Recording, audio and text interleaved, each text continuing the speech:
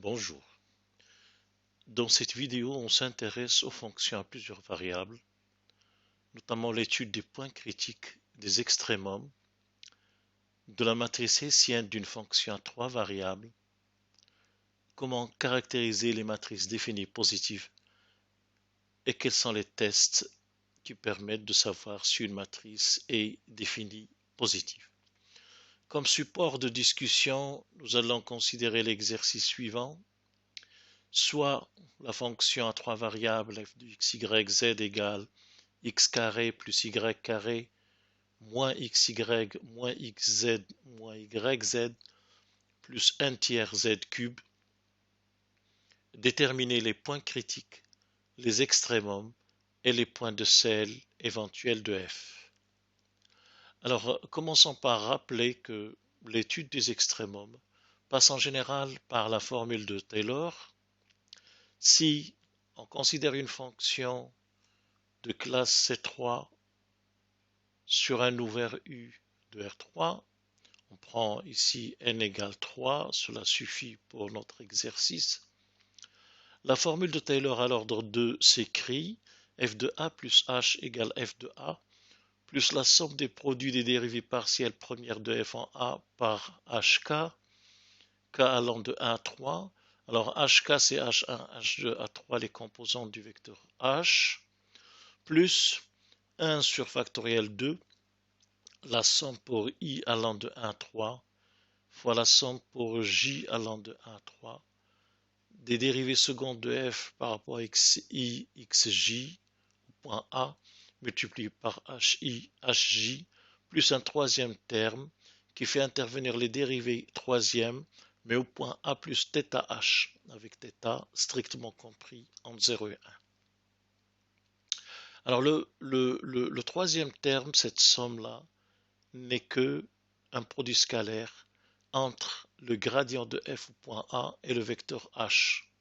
Donc nous avons gradient de f en A, scalaire h, c'est le vecteur gradient, dont les composantes sont les dérivées partielles premières de f par rapport à x1, par rapport à x2, par rapport à x3 au point A, scalaire le vecteur h de coordonnées h1, h2, h3.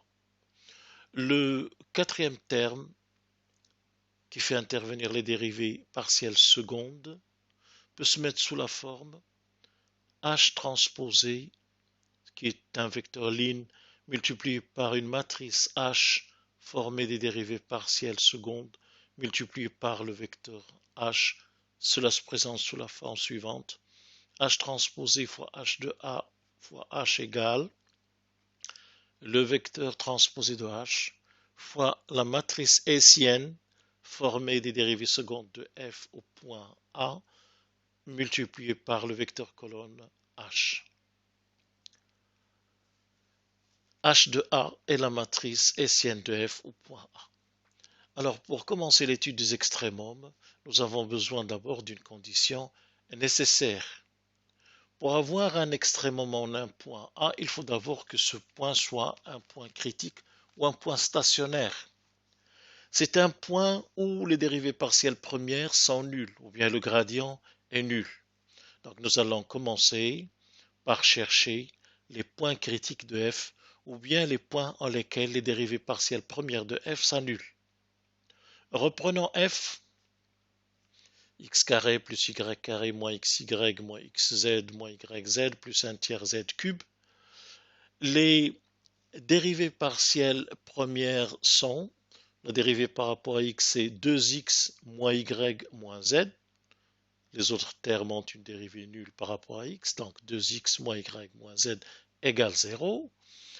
La dérivée partielle par rapport à y, c'est 2y moins x moins z. 2y moins x moins z égale 0. Les autres termes ont une dérivée nulle puisqu'ils ne dépendent pas de y. Et la dérivée de f par rapport à z contient moins x moins y plus 3 sur 3z carré ou plus z carré. Donc ça donne z carré moins x moins y égale 0. Il s'agit de résoudre ce système. Alors on voit que nous avons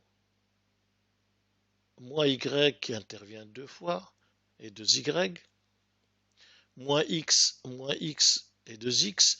Donc si on pense à faire la somme des trois équations, x disparaît, y disparaît, et il reste une équation où ne figure que z, qui est z carré moins z moins 2z, que l'on met sous la forme z facteur de z moins 2, ce qui nous donne z égale 0 ou z égale 2. Alors, pour z égale 0, si on reporte dans... Bon, la troisième d'abord va être vérifiée, puisque les trois équations ont une somme qui est nulle. Là, si on reporte dans les deux premières équations, nous allons trouver, quand z est nul, 2x moins y égale 0 et 2y moins x égale 0, puisque z est nul. Alors, en multipliant la première par 2 et en ajoutant, on a y qui disparaît, et on trouve 4x moins x, 3x égale 0, ce qui nous donne x égale 0. Mais en reportant dans l'une d'elles, on a aussi y égale 0. On trouve donc 0, 0, 0 comme premier point critique. Si z égale 2 et qu'on reporte dans les deux premières équations, on obtient 2x moins y égale 2, 2y moins x égale 2, et en multipliant par 2 la première en ajoutant la deuxième, on trouve 3x égale 6, ou bien x égale 2, et en reportant, nous aurons 4 moins y égale 2, donc y égale 2. Et on trouve donc le point critique de 2, 2. Une fois qu'on a trouvé les points critiques, il va falloir regarder si ce sont des extrémums ou des points de sel. Alors, pour cela, nous allons revenir à la formule de Taylor. Lorsque le gradient est nul, la formule de Taylor commence déjà par un demi h transposé h de a h plus le troisième terme qui dépend de θ. Dans cette formule, la différence f de a plus h moins f de a est du signe de ce premier terme qui impose son signe. Alors ce terme-là dépend de la hessienne de f au point A, h de a, et nous avons une condition suffisante pour avoir un extrémum qui dit si la matrice hessienne au point A est définie positive, alors f présente un minimum local au point A. Reste à savoir s'il est global. Si la matrice hessienne h de a de f au point A est définie négative, alors f présente un maximum local au point A. Et si la différence change de signe autour de 0, alors f admet un point de sel. Donc, nous sommes maintenant amenés à calculer la matrice hessienne au point critique et à savoir si elle est définie positive. Commençons par calculer la matrice hessienne au premier point critique 2, 2, 2. Alors, nous reprenons les dérivées partielles ici pour calculer les dérivées partielles secondes. On voit que la dérivée seconde par rapport à x2, c'est 2. La dérivée seconde par rapport à y et x, c'est moins 1. Et la dérivée seconde par rapport à x et z, c'est moins 1. Ce n'est pas la peine de chercher les autres, c'est-à-dire la dérivée seconde par rapport à x et y, puisqu'elles sont égales du fait que les dérivées secondes étant continues, les dérivées mixtes doivent être égales d'après le théorème de Clairaut. Il nous reste maintenant la dérivée seconde par rapport à z et y qui vaut moins 1. La dérivée seconde par rapport à y, on dérive par rapport à y deux fois, on trouve 2. Et enfin, si on dérive par rapport à z deux fois, on trouve 2z. Nous sommes ici dans le point critique 2, 2, 2, donc z égale 2. Donc la dernière dérivée vaut 4. Et la matrice hessienne au point A, 2, 2, 2, et la matrice 2, moins 1, moins 1, moins 1, 2, moins 1, moins 1, moins 1, 4, qui est une matrice symétrique. Il nous faut donc savoir comment allons-nous faire pour savoir si cette matrice est définie positive. Pour cela, nous avons une caractérisation qu'on appelle le test de Sylvestre ou bien le test des mineurs principaux ou bien le test des déterminants. Alors, qu'est-ce que c'est que les mineurs principaux? Alors, je rappelle, si on a une matrice A égale 1, 1, 1, 1, 1, 2, etc., on va prendre la matrice AI formée des I premières lignes et des I premières colonnes. Par exemple, A1, ce sera la matrice formée d'un seul élément. Première ligne, première colonne.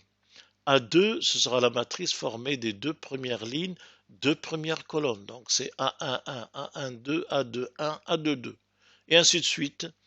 Donc, les mineurs principaux sont les DI, définis par DI égale déterminant de AI. Dans ce cas, D1, c'est le déterminant de la première matrice, formée de la première ligne et la première colonne, c'est A1, 1. D2, c'est le déterminant de la matrice formée par les deux premières lignes et les deux premières colonnes. Et D3, c'est le déterminant de toute la matrice 3, 3. 3 lignes et 3 colonnes. Le test des mineurs dit A est défini positive si et seulement si tous les mineurs principaux sont strictement positifs. Et A est défini négative si et seulement si, quel que soit I, entre 1 et n, moins 1 puissance I DI est strictement positif. Donc moins 1 puissance I dépend de la parité de I. Ce test-là signifie A est défini négatif si et seulement si D1 est négatif, D2 est positif, D3 est négatif, ça dépend de la parité de I. Dans notre cas, la matrice hessienne que nous avons calculée, nous allons lui appliquer les tests des mineurs principaux. D1, c'est le déterminant de la matrice 2, C2, il est strictement positif. D2, c'est le déterminant de la matrice formée des deux premières lignes et deux premières colonnes. C4 moins 1, C3, il est strictement positif. D3, c'est le déterminant de la matrice H tout entière, équivaut 2 fois le déterminant de moins 1, moins 1, 4, moins 1 fois le déterminant moins 1, moins 1, moins 1, 4, et moins 1 fois le déterminant moins 1, moins 1, 2, moins 1. Cela nous donne donc 2 facteurs 2, 8, moins 1, moins 1 plus moins 4, moins 1, moins 1 plus 2. Donc cela nous donne 8 moins 1, 7 fois 2, 14, moins 5, moins 3. Ou bien 6, il est strictement positif. Donc les mineurs principaux sont tous strictement positifs. La matrice hessienne de f au point A est définie positive. Et donc f admet au point A un minimum local. Alors reste à savoir si ce minimum est local ou global. Alors nous avons la valeur du minimum f de 2 est égale à moins 4 tiers et on voit que si on calcule la valeur de f au point 0, 0, moins 2, on trouve moins 8 tiers qui est inférieur à l'image de 2, 2, 2 et par conséquent ce minimum n'est pas un minimum global. Alors passons à l'étude au point critique 0, 0, 0. La matrice dans ce cas, il y avait dans la dernière position 2z, donc ça vaut 0 maintenant. Si on calcule les mineurs principaux, on refait le calcul, les deux premiers sont les mêmes, strictement positifs, mais le troisième des 3 est égal à moins 6, il est négatif. On voit donc que h n'est pas défini positif. Comme D1 n'est pas négatif, h n'est pas défini négatif. Mais on ne peut pas pour autant conclure car il s'agit d'une condition suffisante seulement. Alors que faire pour savoir dans le cas du point critique 0, 0, 0 si on est devant un extrêmement moins point de sel, on revient à la forme quadratique qui donnait le signe au début du développement de Taylor. Il y avait un demi, on va se passer de un demi, on va étudier le signe de h transposé fois h de a fois h lorsque h est voisin de 0. Alors, en général, le calcul de cette forme quadratique s'écrit sous cette forme-là. un terme en H1 carré, un terme en H2 carré, un terme en H3 carré et les doubles produits.